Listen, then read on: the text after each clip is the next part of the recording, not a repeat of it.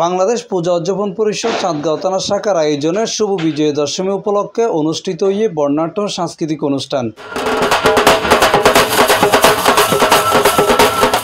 বৃহস্পতিবার 2 জেতুন কালুরঘাট মোহরা কর্ণফুলী নদীর তীরে চাঁদগাঁও থানা পূজা উদযাপন পরিষদের সভাপতি শ্রী দীপঙ্কর ভট্টাচার্য সভাপতিত্বে ও সহসভাপতি শ্রী টিটন চৌধুরীর সঞ্চালনায় এই অনুষ্ঠান অনুষ্ঠিত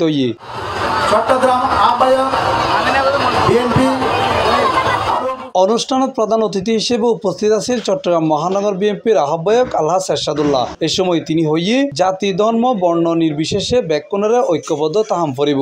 মহানগর পূজা উদযাপন পরিষদের সাংস্কৃতিক সম্পাদক দীপঙ্কর দেবনাথ ওনার বক্তব্যে উনি সুন্দরভাবে উল্লেখ করেছেন এবারের পূজা বিশেষ করে চট্টগ্রাম মহানগর সহ চট্টগ্রাম জেলা পুরো বাংলাদেশে একটি উৎসব মুখর পরিবেশে এবং সুন্দরভাবে বিনা সংকটে বিনা দ্বিধায় নির্বিঘ্নে আমাদের সনাতন ধর্মী ভাইরা দুর্গা পূজা উদযাপন করতে পেরেছে।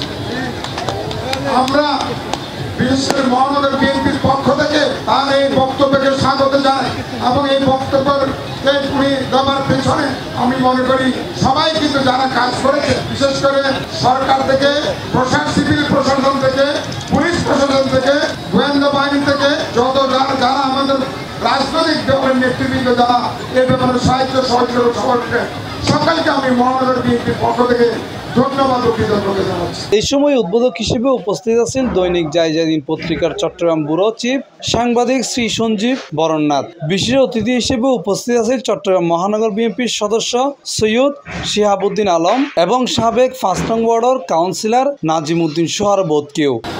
এই 4 দিন সরকার না থাকার কারণে আপনারা জানেন সনাতনী ভাইরা একটি আতঙ্কের মধ্যে ছিল।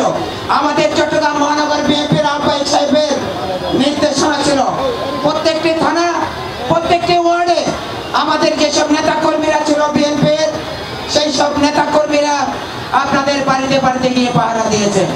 আপনারা নিজেদেরকে কখনো সংখ্যালঘু ভাববেন না, কারণ আপনারা আমাদের ভাই।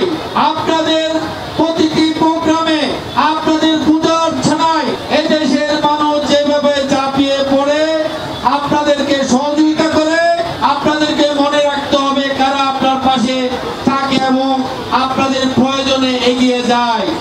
একটি দল